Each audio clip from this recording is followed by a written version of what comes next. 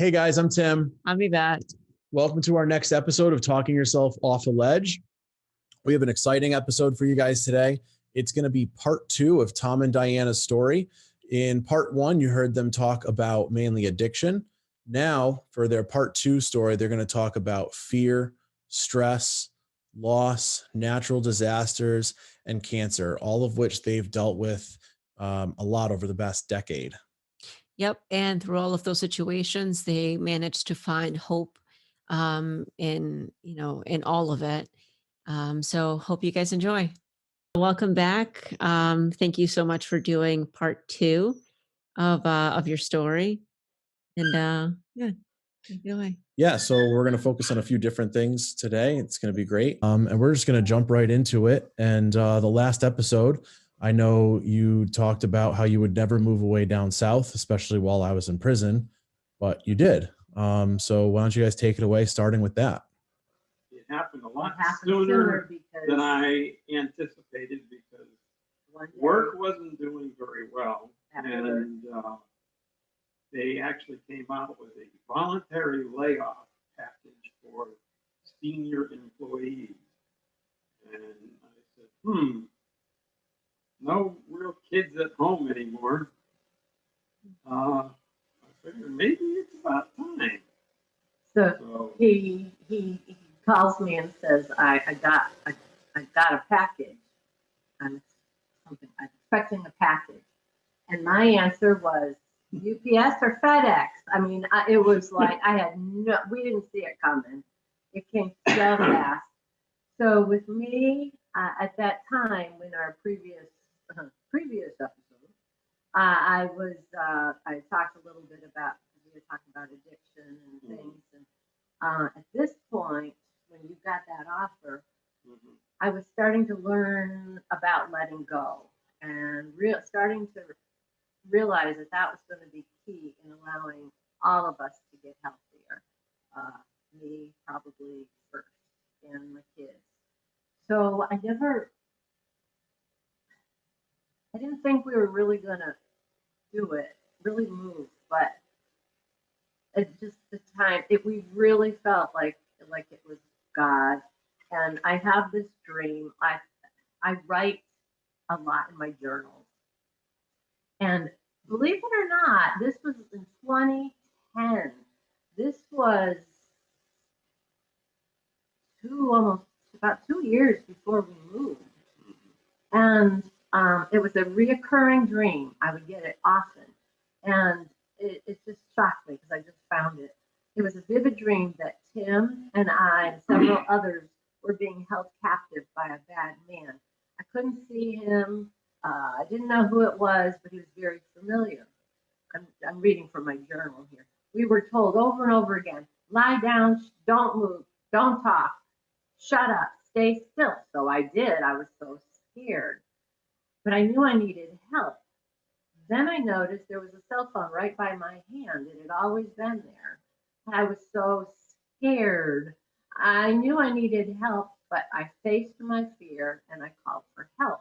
I didn't see anybody, but a rescuer said, you have more power than you think. You aren't even tied down. The door isn't even locked. Get up and walk out. But I was so scared.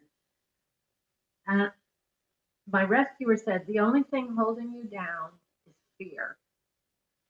And I did it. I got up, I walked out, I was free. It felt so good to be free from fear. So I said, well, how do I set Tim free? And the rescuer said, he can get out when he wants. I help you, I'll help him. Don't worry, you just go and move and be free. Go, move, be free. Those were some key words that stuck with me for 2 years up until when Dad got that package. It's almost like a mantra given to you that you in that time you needed some kind of words of encouragement, and then you had a little mantra, go, move, be free. That's a good mantra to live by when you needed that encouragement. These are some good dreams that you have. Yeah. They're deep. Really, God just doesn't leave me alone at night. I wish he'd let me sleep. But after a whole lot of prayer and a whole lot of tears and a whole lot of work, we left. We just weren't sure, but It was so hard. every turn we had was It was like it was a guided path. yes. Well, I remember that time. I mean, that was like Dad, you mentioned, and the housing market was collapsing and nobody was buying. Like, I remember you coming home and saying, yeah, there's some completely empty neighborhoods with empty houses all over down south and in Texas, and Weren't they the brand market, new too? you know, brand new houses, just empty. And for you to be thinking to buy is just, you know, in a financial business, thinking down the road aspect, like that's such a great vision to have, to say, hey, everything's cheap. I want to move. You know, we've been saving. Now's the time to Live there, right, because you weren't even going to live there. It was, but you're thinking almost. rent it. Yep. Vacation. Yep. But definitely still a stressful time. Yeah, it was stressful. Yeah, I mean, everything fell together like we're praying, okay, Lord, if this is really what you want us to do, you know, like one thing after another. And one of the things was we got a buyer within the first 5 minutes for our house we were selling at full asking price. Wow. And then there was a whole list of other people on waiting in case that one fell through. It was just one thing after another. So we came here in the transition. You loved it. This was his dream forever, was to come down here. Well, And it was weird is because I kind of retired where I worked, but I didn't take any pension or anything yet. But I figured find some work somewhere, and down here, and sure enough, I got a job at Lowe's full time after a month. oh, barely a It month. was like, you got to be kidding me. I loved it. Yeah, you enjoyed that. It was like easy work compared to what you're used to. So he's busy working, yeah, like a hobby. That's when you got your second job too, shortly after. That was a year. Oh, okay. Yeah, so he. So now he's working, and now what are you doing in this new place? You don't know anybody there. How are you taking it? Crying a lot, writing in my journal, having dreams, lonely, scared. What did I do? But again, I knew this was his dream, and I really wanted him to have that. He sacrificed so much for us over the years, and he was the adventuresome one. He always would do. I just. I don't know. I was never too independent. Tom was. So one day, I went out, me and my car, Camry and I, every day, she would take me somewhere because I knew I had to get out of the house. If I stayed in that house, I'd go nuts all alone. We did have amazing neighbors. So we started to know neighbors. I was so afraid of getting lost. This was before GPS. I didn't even have a smartphone, and I would just like pray, okay, Camry, please get me back home somehow. Please don't let me be lost in the middle of nowhere. And so one day I went, it was about 4 months in, I went to a health fair nearby, just 3 miles. I could do 3 miles from my house and not get lost. And, you know, I thought, oh, I'm walking through, and it was just interesting, just something to see, something to do while he was working, and he was working a lot. What caught my attention was a substance abuse awareness booth that a woman had out for like community awareness, the drug epidemic that's going around. So I just was just looking at it, and I just said to her, you know, hello, and I just said, she noticed me, and she maybe asked me a question, and I said, yeah, drugs stink, sure does stink. And she might have said something, and we just small talk, no emotions. I didn't tell her my story. I told her nothing. And then she said to me, I'm going to say something that's not me.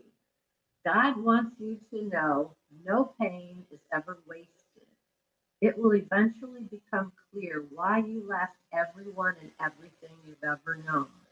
He's going to work it all together. Remember, no pain is ever wasted. And I thought, wow. So I ended up spending the whole day with her and sitting at her booth and talking to people, and it was quite cool. But it was a very stressful time. And the Southern food down here, talk about stress. So I figured either the stress is going to kill me, or the food is going to kill me, or isolation is going to kill me. Krispy Kreme donuts. Oh my goodness. There were some neighbors. They introduced me to Krispy Kreme donuts. Down here, I figured. The lights on. When the lights on, that's the difference. Hot, fresh donuts. And I said, oh, donuts isn't really my specialty, but not quite my drug of choice, but I'll do anything. If it's got sugar in it, I'll take it. Wow. A dozen donuts later, by the next day, it was awful. And then they took me to their house and they made me all this Southern authentic food. And I was the best guest they ever had. I loved everything. It hit this thing inside me. And I just said, I got to make a decision. I cannot do this. I will be 500 pounds in the next year. I was already gaining weight because of the stress eating. I think it's important to mention too, it's not like it was this nasty, gross thing. I mean, it was good. You enjoyed it. Like you said, it hit a spot and you were welcome in their house. And it was so socially acceptable to overeat, overindulge in things that are just super unhealthy. And I mean, that's a good point, because I was being a wonderful neighbor right, by eating. it would have been disrespectful for you to have turned anything down. Yeah. Which is just, that's something in the culture that's just not okay. How socially acceptable and beneficial almost you are being to them, and how kind you're being. So how long did that go on? How long did that kind of indulgence and stress eating go on, would you say? And not long. I couldn't wear my wedding ring anymore. I outgrew that, and it was just not good. And I hate to say this, but I guess it's a fact. A lot of people in the South, there's a huge obesity epidemic in the South. I mean, it's everywhere, but oh my goodness. The only skinny person in Krispy Kreme was your father, I think. I mean, it was, I looked around and I saw a mirror of myself, of what I didn't want to be. And my health was not good. High blood pressure, high cholesterol. I was at high risk for high cardiac risk, everything. It was not good. And because I was starting to learn about how important it is to be what I felt for what was, be selfish. I can't think about myself. I can't take care of myself. That's selfish. I turned it around and I started, because like I said, I'm starting to get a little healthier in my thinking. I've got to take care of myself. If I don't take care of me, who will take care? I mean, I'll be no good to anybody ever. That's important. You just said I got healthier in my thinking. Yes. So it really was a mental game before it was a physical game. You know, I got healthier in my thinking. So very much like addiction, you can't do anything physically until you've decided to really make a change mentally. That's good. And you know what? I could not lose 80 pounds overnight. That's huge. That's overwhelming. That's like, I might as well, that would make me eat just thinking about it, you know, really be overwhelmed. How did you do it? Baby steps. So tiny. This is a weird story. I like some tea, and I had this huge box of tea from Costco. You know, it's like I honestly thought it was going to last me forever. I would never have to buy another tea bag. Only one tea bag at a time. The box became empty, and all of a sudden I get this thought that it doesn't take much to make huge changes, but it has to be consistent, a little bit at a time. I hurt, my knee hurt, my back hurt, my feet hurt. You would have thought I was an athlete. I had all this, all my injuries were like athletes get them. You know, there's bones and joints, the tendons were being damaged from so much weight on my body. So I thought, all right, I'm going to take a walk. I'm going to go to the next driveway. One driveway, turn around, come home. That's how I did it. I did join a little gym because I could go around. They had a pool because it hurt to walk too much. I did one lap in the pool, went home, took a nap. I was so exhausted. That's how bad I was. That's the exercise. What about diet? Yeah, I didn't allow anything in my house. I thought this is a perfect opportunity to take total control over my kitchen, my refrigerator, my stuff. You're going to have to eat what I eat. Healthy, good vegetables. Yeah. So I just started making small, healthy changes, little by little by little.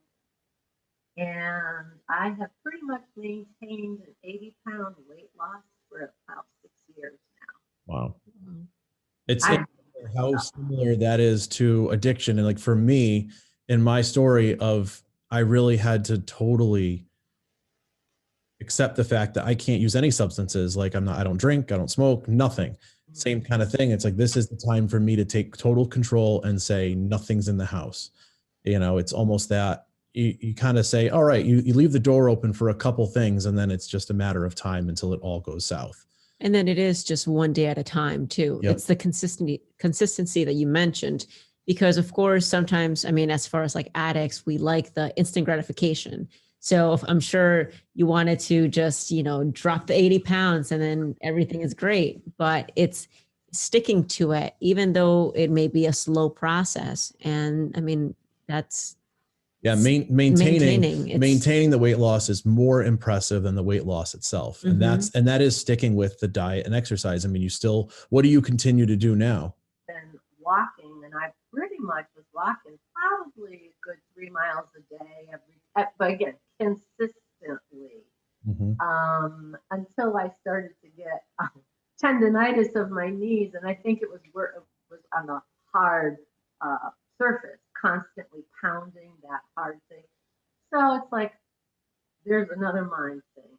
Okay, poor me. The doctor said, don't walk anymore like that. Give it a break. I had to give it a rest.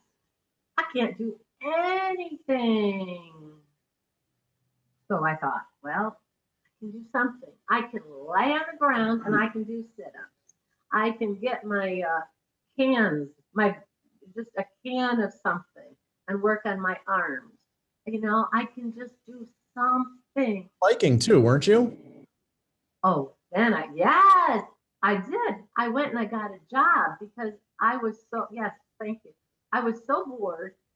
Eventually, over the course of time, I was now physically more fit. I was capable. I ended up working as a barista on my feet, never sitting down, sometimes 8 hours a day. Other than the owner, I was the oldest one working there, I think, at the time. I worked with these young kids. They were in high school and college, and here's this old woman and carrying things, hauling out the trash, throwing it in dumpsters, walking, running. And I couldn't believe that I was so physically capable after how far I had come from. And this was your first job after how many years? Oh, yeah, good point. After, put it this way, these girls I was working with weren't even born yet when I was working my job as a nurse. About 30 years. And you were working in about as different an environment and climate than you were ever used to, because now you're down south, like on the boardwalk, by the beach, by the water. So there's a lot of traffic. Yep. Well, and Busy. how, I mean, the climate, how was the climate different? How did that change for you guys? Because I know climate down there affected you a lot. What was the transition in weather like? The weather isn't perfect all the time, though. No. Majority of the time it is. We actually experienced our first brush with a hurricane. It was Hurricane Matthew. Yeah. Matthew. And around the same time, we happened to be up north for my mother's funeral, Brandy's funeral. Mm-hmm. And we could kind of watch it on the news up there that it came by. It didn't really do a lot of damage, but there was a lot of rain. And getting back down here was going to be very difficult. We had to pick and choose our way through. And that's when you bought the generator on the way home, right? Yeah, we yes, did. But wait, before that, while we were up there, we saw that a hurricane was coming. right. And so we have some people that we knew from Friends, church yep. who lived closer to the beach. Beach. They needed to evacuate. So Right. we trusted them. So we said, hey, go to our house.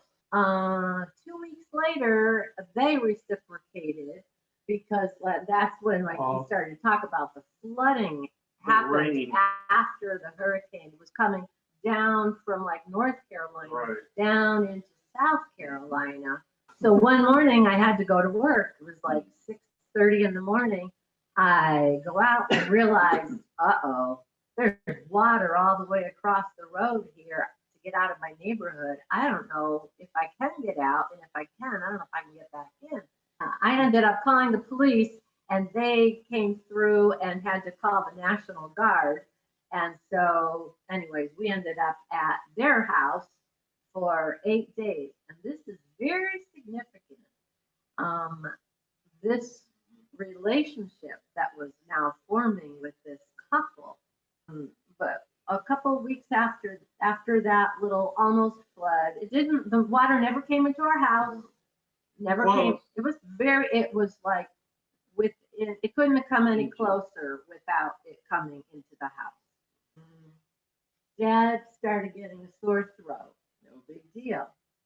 We went to the doctor because he wasn't not looking good.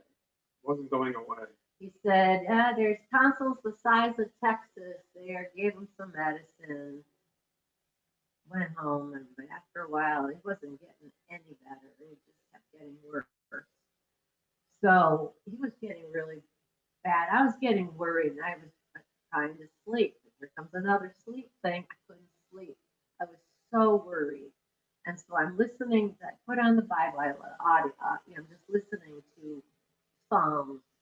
And I start to doze off, and all of a sudden I hear this thing that said, and I'm going to read this word for word because I wrote it in my journal. It was a paraphrase of Psalm 41. I heard, they will surround him, saying he's going to die of an evil disease, but I will heal him on his sick bed. That startled me out of like my dozing. And I thought, wait, what? What did the Bible just say?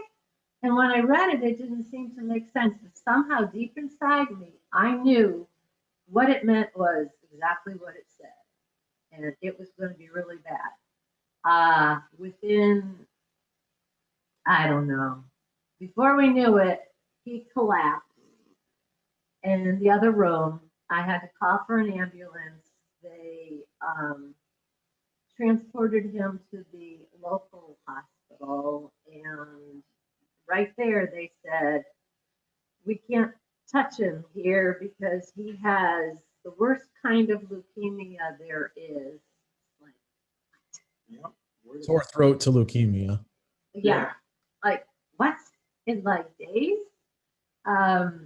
They gave him the first of what would be well over 100 infusions of blood transfusions.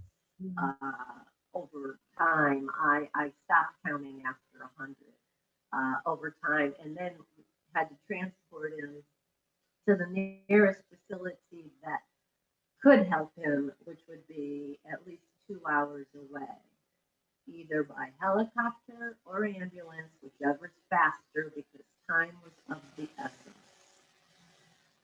So, what do you do when you don't know too many people and this happens? Well, I knew that couple, remember that I just mentioned? I texted her and said, Tom's in the hospital really bad. She lived pretty close to the hospital. She said, I will be right there. She comes, gets me, stays with me while they're getting him ready to be transported.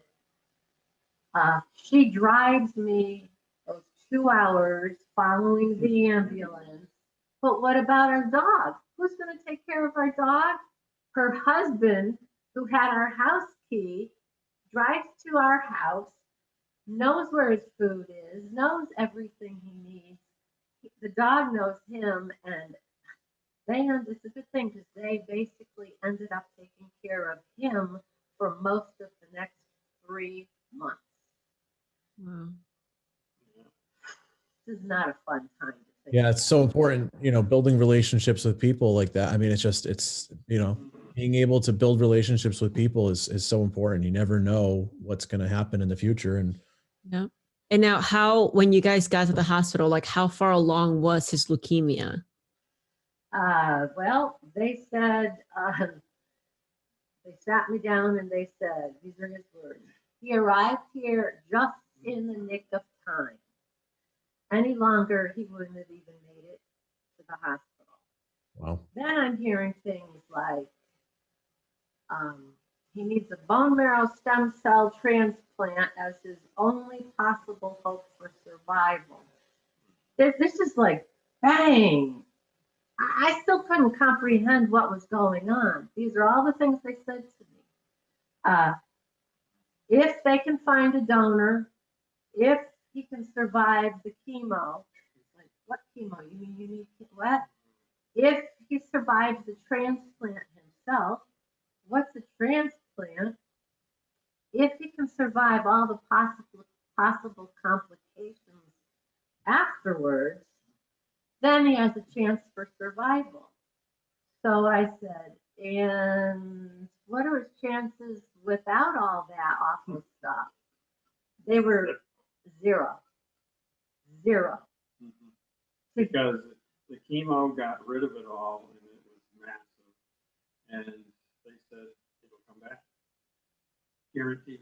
It was 100% guaranteed. If you didn't do a bone marrow Transplant. So if we did. If we didn't.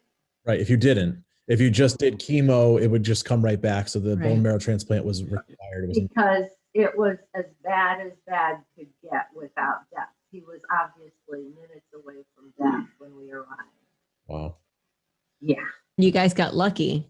Oh yeah, lucky. Well, it's not luck. Something else. God had something else. They found a perfect match. Right. Who was that? younger sister was a perfect match, even better than what they looked for. Yeah, isn't it 10 out of 10 is like great. She was 12 out of 12, I think, right? Well, yeah, 10 out of 12 is acceptable. Something like it was like 10. Yeah, like 10. That's probably it. 10 out of 12 was like acceptable. That was the benchmark. Yeah. She was like a 12 out of 12. It was just It was unbelievable. It was really good. It was really good. So yes, we had that. How do you repay somebody who saved your life? It can't ever be done. So on that subject, not necessarily repayment, but payment in general. I mean, your jobs and income, and now all these medical bills and housing. What did you guys do? Well, we lost our jobs. Mhm. We had to find a place to live after the hospital. They said that we have to find our own place to live within 30 minutes of the hospital because all kinds of things can happen for the after transplant. We had to be down there for 3 months, and honestly, I didn't know what we're going to do. How in the world were we going to do that? I even had to pay for my own parking, my own meals. Um, yes, we did have insurance, but that only covers so much. It does not cover a place for us to stay at all. Um, my youngest sister, a two-time breast cancer survivor herself, uh, came and actually helped a little bit. She helped us move some stuff down in the car to try to figure out what do you bring with you for when you're not going to go home for 3 months. Um, she set up a GoFundMe account. She found several grants and programs that are out there that can help people in need. Um, I I've tried to just have one meal a day at the hospital cafeteria, and at one point I came up short, and the person behind I was trying to decide what to put back, and the person behind me paid the extra couple of bucks that I was short. That's the kind of thing that got me through was God's blessing and provision. My friends would come to visit every once in a while. I mean, that's a 5-hour round trip just driving. And they might take me out to lunch or drop an extra 20 somewhere where I would find it. Or um, our church was a huge help. They paid our medical insurance premiums for a while so that we wouldn't lose your health insurance. Um, it was just one thing after another. Ultimately, Dad had to go on disability as much as he really, really wanted to go back to work. But even that took 6 months before you're ever going to see a penny of that.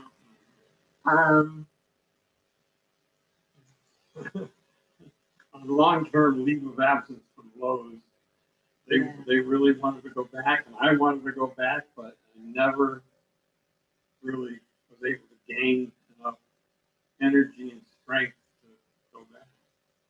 No, but that wasn't the only thing happening in our lives either. Oh no. Yeah, I know there was more turmoil on that point. What was the next thing that happened? I know there was more. At that point, my mother died. And again, she didn't live nearby. She was 1,000 miles away. So when someone needs it, I didn't think I was going to go to that, to my own mother's funeral, because how am I supposed to leave my husband? When you have a transplant, you need a caretaker. That's what the doctor said. I was his caretaker. I had to irrigate this IV thing that goes to his heart every day. How do you find somebody to do that? I'm not going to my mother's funeral. I can't. I called my father. He understood. But remember, you said. Because I didn't want to be the reason that Mom would miss Grandma's funeral. Yeah. Yeah, and yeah, the doctor's crying in that room because it was a very emotional time. So it's like, well, I gotta find somebody to take care of him. Well, wouldn't you know it, just a couple weeks before that, at that point, we didn't know anybody down in that city, but God did. Mm-hmm. And one of the reasons we had to stay nearby the hospital was because things happened, and he ended up in the emergency room. And waiting for a room. Right. And while we were waiting for a room, we waited, and the shifts changed. And then the night nurse came in and said that they finally found a room. And he looked at me and said, "I know you." And I said, "Oh, Well, yeah, I've been around the hospital for a long time now because of him. And he says, no, I know you, Diana. And it's like, nobody knew me by my first name. It ended up, you got to tell them who this was. This nurse. I mean, talk about God's timing with everything, with things going on. It was like unbelievable. Come to find out, I didn't even recognize it because the last time I saw him was probably 30 years before. Ended up being a kid I grew up with, lived across the street. Ended up, I was, he was a good friend of mine. We ended up staying at his house a couple days, few days while we were going through my father's funeral way back when I was a kid. And he even was in our wedding ceremony. Yeah, he was an usher at our wedding. So there he was. And it was like, we're 30 years, we're over 1,000 miles away from where we grew up. And I run into him. When you were in desperate need of a nurse, somebody that could help take care of you while exactly you right. go to grandma's. Who else? And now it's like a male nurse who knows him personally, who can do all the medical procedures. Someone you could trust. Absolutely. Yeah. And the weird thing is, he only works at that emergency room on weekends, at that shift. If we had left, if he wouldn't, we would have missed. There were so many times we could have missed each other, but it was just We're able to go. And I went to my own mother's funeral, which I needed desperately because all the stuff we've been going through, I had no family, and it's awful. As my mother, I was very close to my mother, but it was the most comforting thing. It's like she was there. She may not have quite been alive, but she was still there, and I got to see my family, and I got to be with people that wasn't in the hospital constantly, and I got a break from Tom, and that was very hard. It really was. Well, and then unfortunately, I mean, you know, fortunately and unfortunately, because like you said, you needed a little family reunion. And I mean, 10 months later, I know grandpa passed away as well. So you had another family reunion, and I don't think Dad was able to make it to that, right? No. What did you guys? I wasn't able to go because at that time we were back at our house, but I still had to go quite often to the hospital, and was able to work out some more people from church that volunteered to help us in any way they could with trips to the hospital or whatever. Which wasn't just down, I mean, we're talking again all day. 2 hours to get there. And 2 hours back. Post-transplant, right? And now how are you doing physically? How are you doing with the cancer? I mean, 10 months later now, how are you physically? I was in full remission. I was cancer-free, but I was dealing with effects of the transplant because that comes with its own side effects of rejection and other elements that. And you hadn't been able to go back to work either. No, not. But he was getting stronger. He could take care of himself. Mm-hmm. He could live at home. We said we, which was a good thing because I had to spend more time away from him when I went up for my father's funeral because my brother was incredible orchestrating how do we get rid of this house. We had to literally right after his funeral, we took off our funeral clothes, we put on our work clothes, and we just went through the whole house trying to just, what do we do with the stuff? Who wants what? My brother redid it because we had to sell the house, and he did it while we were all together, because we're all from out of town. So that was our one opportunity when all 5 of us siblings could be together and deal with that. So thankfully, he was able to get his own food and do stuff like that for me to be gone for a while. But now there was not too long after that a good event that Dad was able to make it to. That's right. We had one good thing. Yes. Yeah. Well, He you was have strong. a lot of good things through all this. Yeah. Yeah. It's a lot of bad news, but you guys have found a lot of amazing things and relationships and, you know, just experiences through all this. But this was actually something you guys were able to leave and share together with Be the with family. family Right. and not have it be a negative get together. Yes. For the first time, Yeah. we could get dressed up in nice clothes Right. and not have it be a funeral. It was our oldest son's wedding. And we knew it was coming, and that was one of the things that kept us looking forward. The transplant was in March, and 4 months later was their wedding. At that point, you were just strong enough. We were able to go. The doctors never thought you'd make it, but sure enough, you got strong enough. We're able to go, get back, and that was in anticipation of that event was just keeping us going for during that yucky time. So now after Dad died, my father died, it was only about 6 months later. We were just starting to settle in, starting to like, you know what, your health is starting to get a little bit better. We bought some flowers for our house. We started to feel like maybe we're going to start settling in again. Back to normal a little bit.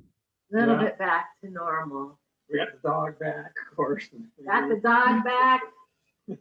But like any good country song, well, just to cut to the chase, Hurricane Florence happened, and we got 3 feet of water in our house. We lost our house. We lost most of our possessions, along with 35 other homes in our neighborhood.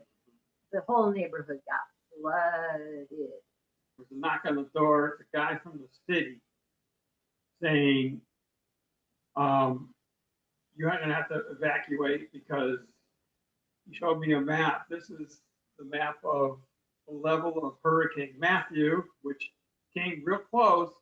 They expect 3 feet more than that. And it's like, oh, that means we're going to be flooded. So he gave a timeline. You got 2-3 days, maybe. You got to get out. Got to get now. out within the next 48 hours. Within the next 48 hours, you'll have 3 to 4 feet of water in your house. Start moving. What do you say? What do you do? Where do you go? So we saved those irreplaceable things. Oh, we had one room up above the garage, so we saved what we could up there.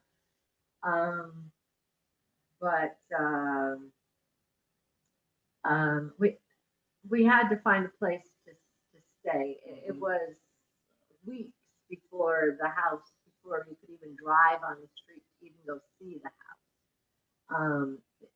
And so for weeks we stayed with friends. Our own pastor opened him and his wife, they opened their home to us. Not only did we lived there for a month till we could get back to the property, but when we were able to get back,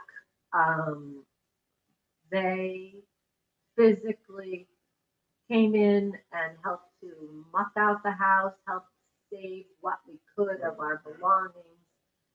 There were a lot of volunteer church groups that were doing that with our neighbors. It was devastating enough to see your own stuff that you've always worked for in a heap on the curb, but to see all of your neighbors in pain and hurting too. Right. And now it wasn't the neighbors across the street. So, I mean, you guys were super blessed and you luckily had flood insurance and you were covered in this circumstance. Didn't the neighbors across the street, young couple with kids, didn't they just move in, make one mortgage payment and had no flood insurance? Yeah, So exactly. it's like, yes, even though you guys had this horrible event that took place, there's always somebody out there that has the same situation a little bit worse, and it just makes you a little bit more, Grateful. blessed and grateful for your Yeah. current situation. Yeah. Always, always, always. And you know what a cute story is? Sometimes kids are so oblivious. Their little boy, when he saw the house for the first time, oh, I mean, there's no walls, Gutted. just gutted, bare studs and things.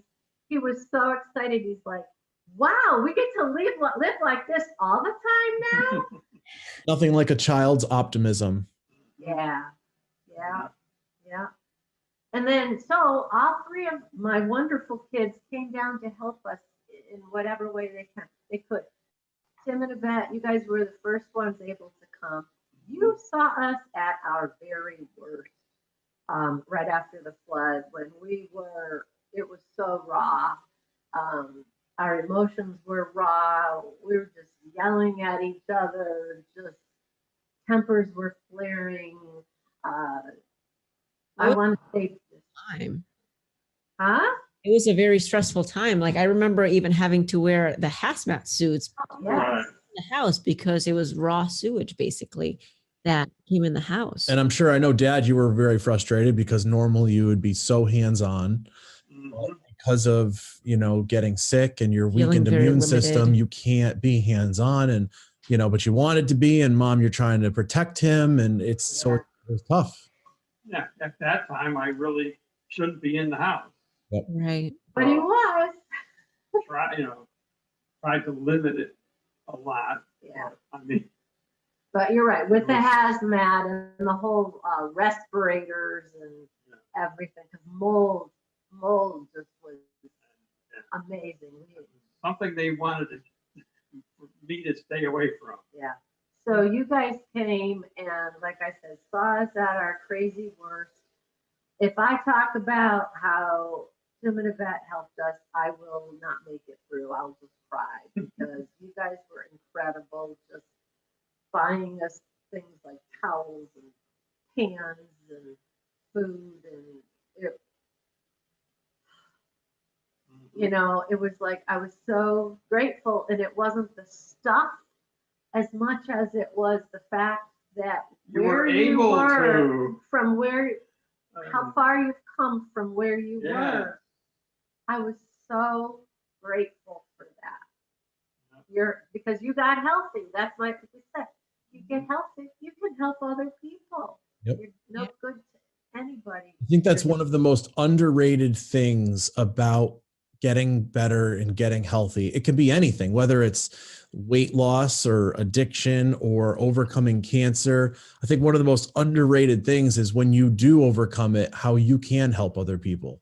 And I remember one of the things that you said was the most important thing was just being around family. Just us being there was a huge help, and just listening, talking to you guys.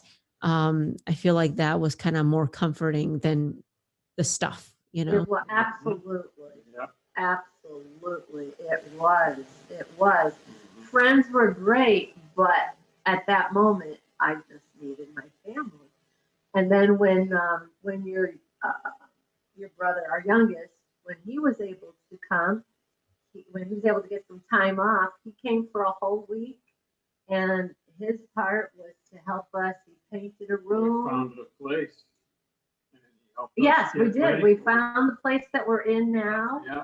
Yeah, which is He nice. helped us get it ready here, and then also thoroughly clean a bunch of things I wanted to take from the other house that went through the flood, like cabinets and things like that were Metal cabinets in the garage. cleanable, washable, scrubbable. He power washed and he lifted and he did a lot of stuff. So he worked like a horse. He was so good, and he even cooked for us too. He was so sweet. Well, I'm kind of trying to remember the timeline here. Is that when your oldest went down to see you and gave you some really good news? That's Mhm. exactly right. And then I was going Yeah. to say, and then our oldest helped in his way, and he and his wife brought us hope. I was still kind of reeling from all these things, and yeah, I liked my new place that I'm living, but I was still kind of traumatized. They showed me a picture, a little ultrasound picture of the new baby that we were now going to be first time grandparents. I could not wrap my mind around that. I was a labor and delivery nurse. I had 3 kids. I know what an ultrasound picture is. I could not, it wouldn't register that anything this good was really going to happen. I'm thinking it must be a tumor or something. It's like my mind was in cancer for so long, but it wasn't. He is the most perfect, adorable grandson in the whole world. Right. I'll have you know, and he's healthy. And the icing on the cake, since I love my sweets, was going to your wedding. That there we were, healthy enough. Mhm. We now have our new place. We are able to replace what we need, and there's a lot we don't need. And get up there and be a part of your wedding and watch the two of you get married and just be a part of it. Not watch it, but be a part of it. I guess a phrase to sum up everything would probably be it gets better. Yeah. Eventually. Eventually. Yeah. Just keep waiting. Yeah. And you know what? It was so hard was asking for help. We had to ask for help. And if asking for help wasn't hard enough, or you can't, sometimes it's receiving help. Just receive it when it's offered. We have had to receive so many times from my sisters, from my family, my brothers, my own kids, people from church, neighbors. So I think I'd like to say, yeah, go ahead, ask for help. Um, don't be afraid, receive help, be the help.